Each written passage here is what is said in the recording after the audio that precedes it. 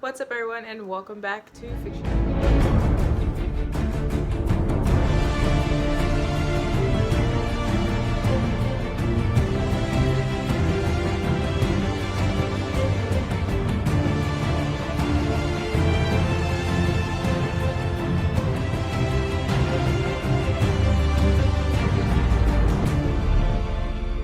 So today we're going to talk about the iconic, the classic Jeepers Creepers 1. First off, I just want to say I just found out that the guy who directed this is and was convicted as a pedophile, and I had no idea. Otherwise, I would not have reviewed this at all. But like I said, this is a classic, and I don't support the director for what he did or condone any of it. And if I knew prior, I definitely would have made this review. But because this is a classic film and I kind of grew up on this film, and I know a lot of people like this film, I did this review, so I probably won't be doing Jeepers Creepers 2 review because of that reason. But wow, I had no idea. But yeah, I don't support it. This is just my review on the art itself. As far as the movie goes, that's what I specifically will be talking about. And yeah, let's get into it. Jeepers Creepers it came out in 2001. It's a horror thriller genre. It's about an hour and 43 minutes long. It's rated R, and you can most likely watch this right now on HBO. It's about a brother and a sister, Darry and Trish. They're on the road driving to their destination. They're driving around this whole area. On their way to their destination, they are tailed by this creepy, rusty old truck.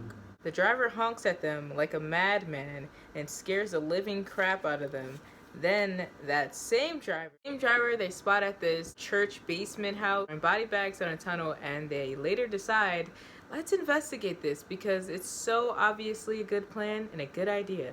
And the story goes on from there. So my first thought was, why would you guys think that it was a good idea to go investigate something? Because as if you were private investigators or police by yourself after this man tried to nearly kill you on the road. Darry had mentioned, like, well, if it was you, wouldn't you want somebody to come back for you? And I'm just like, no. If I wanted to help these people, I would go get someone that can help them, because I can't help them. Risking my life to save someone else when I don't even have any type of protection to help or save them, what am I possibly gonna do?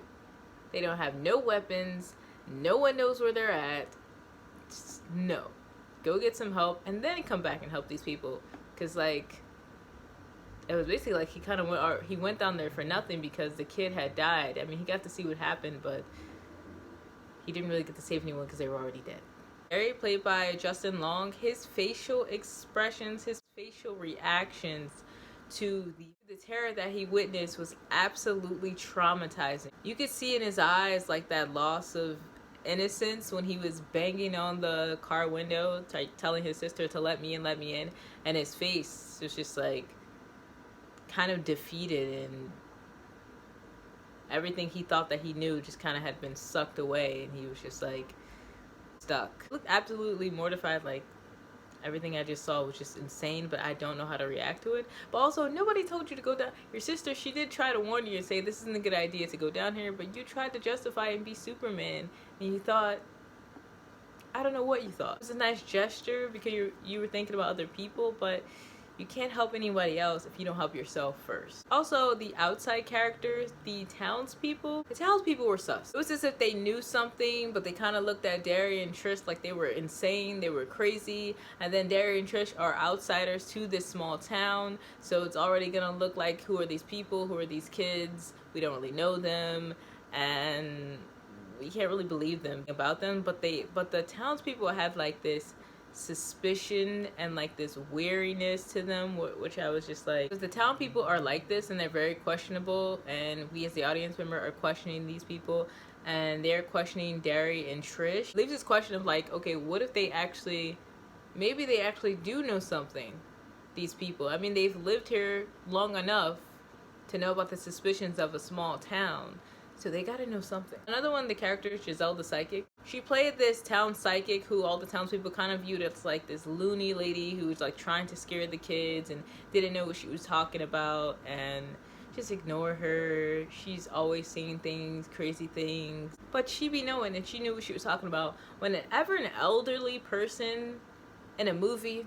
or in real life is telling you something about something that happened in an area, in a town, or with people, you always heed what they say, and you always listen to the elders. Like, everyone knows that. Who doesn't? I don't understand how these people don't know this. The elders know what they're talking about. They have experienced this. They have been here before us. They know what they're talking about, because 9 times out of 10 they have lived this experience, and they have witnessed, and they know exactly what they're talking about.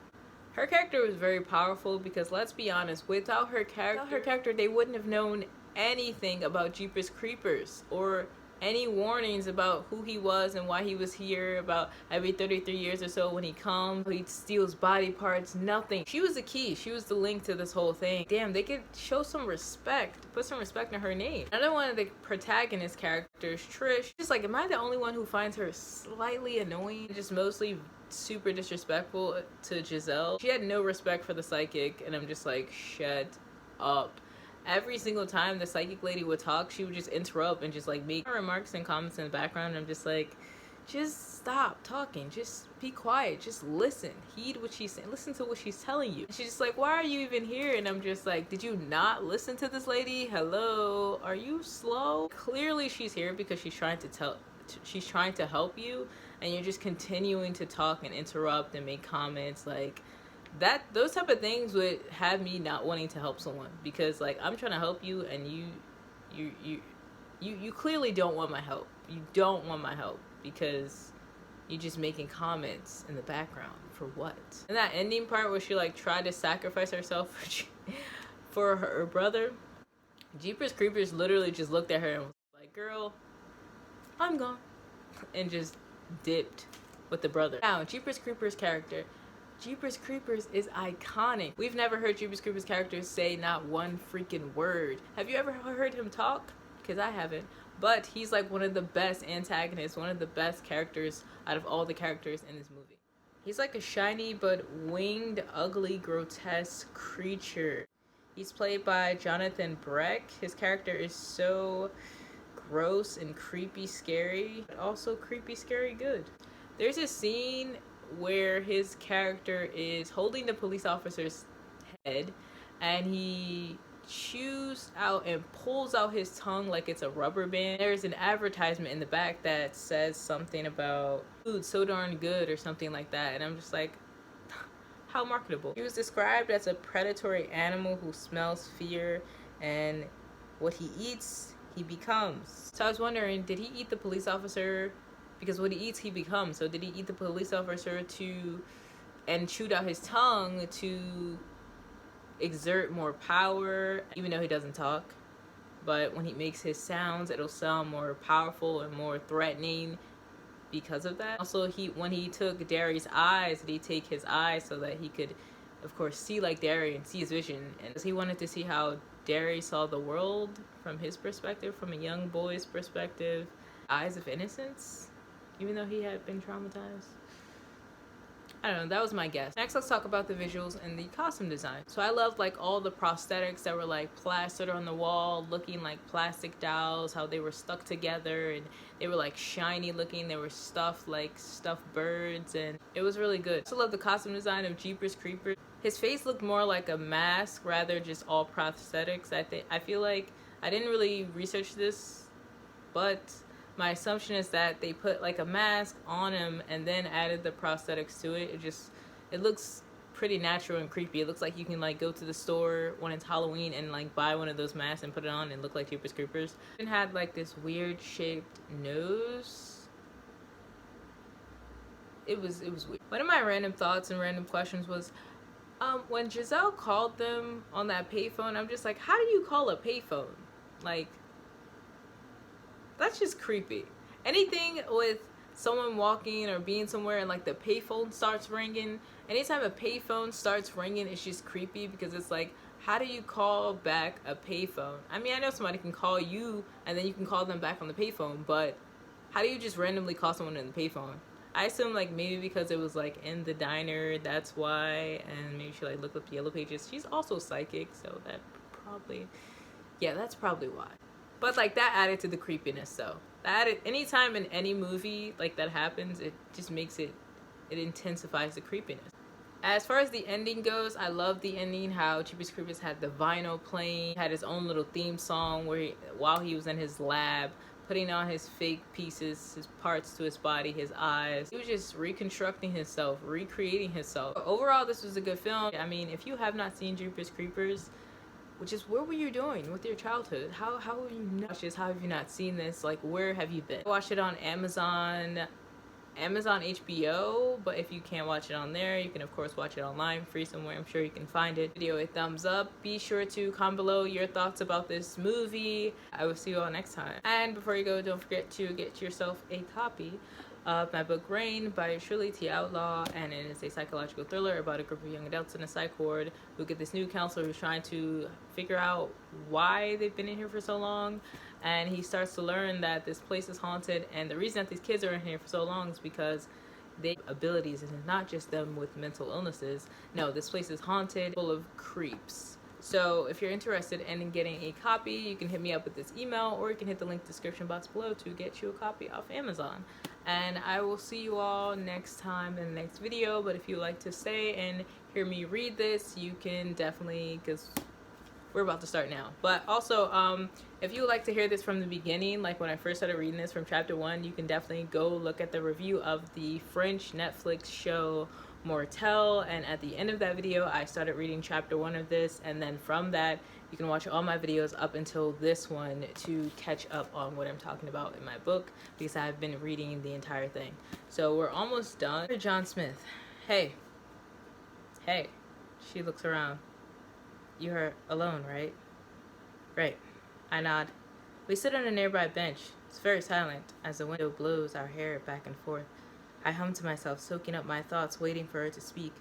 Is she going to, or is she waiting for me? Should I say something? Sam. Why did you escape? I know it's a stupid question. I mean, I know for obvious reasons, but you left your friends. Why? I mean, why not help them all escape with you? I pause, avoiding her eye contact, but I have the desire to look. Joe said Tommy help. I know what Joe said, and I knew the consequences when I decided on leaving. I told him I could no longer do that anymore. He didn't get it. But how could he? I don't say anything. She blurts, "You think I'm a bad person for leaving them?" But they chose their fate. All of them.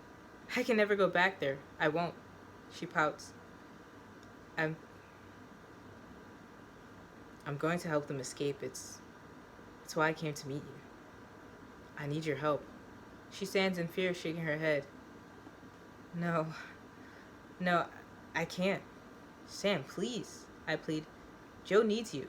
He's broken, and Ko and Tracy, they're gone. She looks away. I'm not their keeper. No, not anymore. She closes her eyes, wrapping her arms tightly around her chest, swaying from side to side.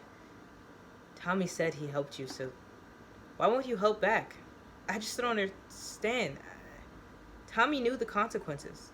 Everyone does. You keep saying that. I turn to face her with a stern expression and bugged eyes. You know what I think? I think there's something that you're not telling me. How can you just leave them? How can you just... I'm sorry. She panics, abandoning me in the park. Don't be. I whisper. I make my way back to my new home safe and sound, heading straight for the bed to cuddle in my loneliness. The darkness kidnaps me, knocking my subconscious mind into a dark pit. I'm falling through portals in the air like a newborn popping out the womb with memories of my father beating my mother, my father verbally abusing me with homophobic slurs, and Orko comforting me in our room, pressing his warmth into my chilled body. I close my eyes while listening to the beats of his heart. The beats of his heart go thump. Bang, bang, bang. What's that? Bang, bang, bang, bang, bang, bang. John! Huh? I rub crust from my eyelids and, wiping the drool from my mouth, I check the peephole. The door swings open. Sam? Hey? Her tone is hesitant. I yawn. Are you... What the... How do you... It's Matt, she says in a frenzy. Her eyes are worriedly exhausted. He's not dead. She paces my hotel room. We need to kill him. Wait, what? Slow down, I plead. I watched him die. But But it's like I can still feel him, his presence. Chillax, okay? I'll get you some water, okay? She walks around the room stomping. No! Sam, relax, okay? Here's a bottle of water. Drink. She sips. Now just breathe and tell me what is going on. She carefully takes my hand, placing it gently to her stomach. I don't get it. What? I watch her eyes lower. I chuckle. What? You're not like... Her eyes are wet. Oh my God, are you pregnant? I'm shocked, yet a tad jealous. How? I mean, is it Sebastian's? I asked with disdain. No, it's Matt's. I mean, kind of. What? This is about to make no sense. It's a girl. How do you know that? Her name is Neil. Wait, whoa. What? What? How do you... Okay, what are you talking about? What's going on here? You renamed her after Neil or what? She confronts me. When Joe told you that I was the glue, he wasn't lying. He knew that if I left, there would be no more. No more Neil, no more Psycho, and no more Matt. Especially after She pauses. Sebastian took care of him. Her words trail off. So... He... Oh my God. Did he really... No! I mean, not exactly. She stands. I was the first patient ever, so I was the first experiment. They used me to create Nihil, so I could produce a Nihil anytime the old one died.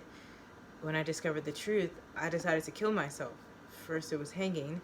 Over time it became cutting. Next was drowning. Lastly, I tried starving myself. I tried everything. I began to scratch my skin so much that it stopped healing. I was destroying my vessel in every way that I knew how. They started noticing and started restraining me. I tried telling the others that Nihil, me, us, and Matt had to be stopped or killed, if possible. That Neil's death didn't matter because she'd just be reborn. It's as if she's been reabsorbed by us. And I couldn't die, not just because of Neil, but Matt somehow. We were linked. Whenever I tried to die, I couldn't. So I knew I had to escape. And I had to get rid of Matt. I tried telling Joe. I explained it to him, but it didn't work. He cares too much for his abuser. He's already lost. That's why they always separated us, because I was the only one who could get through to him. I was the one healing him, and so was Nihil, because we were one. How's that even possible? I shake my head in disbelief. Doesn't make any sense. Things unknown never make sense. Actually, that sounds like something Neil would say. I trail off. But I talk to her. Nihil. In my dreams. How? How does she do that if she no longer exists or never existed? How's that even possible? Or was it you? No, she must have imprinted on you somehow. Something must have changed. Okay, so let's say hypothetically I believe all of this. So if killing Matt freed you, then how are you... My eyes avert to her plump belly. I don't know. Maybe it's... Spencer? A light bulb strikes my brain vessel. Spencer. Who? Spencer. Leon and Joseph's half-brother. He's Matt's true heir. He has his bloodline. It has to be him. I get up. We have to go. We have to. Wait. No, I can't come. I told you. Sam, please. I grab her hand. No. If I go there, I won't be able to leave. What is she so afraid of? I've never seen her like this before. What about Joe, huh? Ko, Tommy. The others, huh? They need you. They need me, huh? Mother. Her voice softens.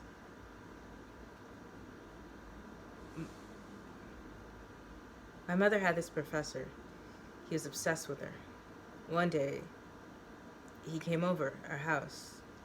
I still remember the way he looked at me with a frozen glare full of amazement and excitement, as if I was some exotic wild creature he'd never seen before. It made me feel so odd. I told my mother how uncomfortable I felt in his presence. She just said, "You're being paranoid. Don't worry, he's fine." He'd come over, stare at me, and smolder his way into our lives. He and my mother had gotten closer. Joe and I eventually became really close, too, like a big brother and sister to each other, around the time his mother was very sick. Leon said Joseph's mother killed herself due to suicide. She had cancer. She suffered severely, but no one would allow her to let go, so she did it herself, with a gun, in her room. There was blood everywhere. It was so graphic, all over the sheets. She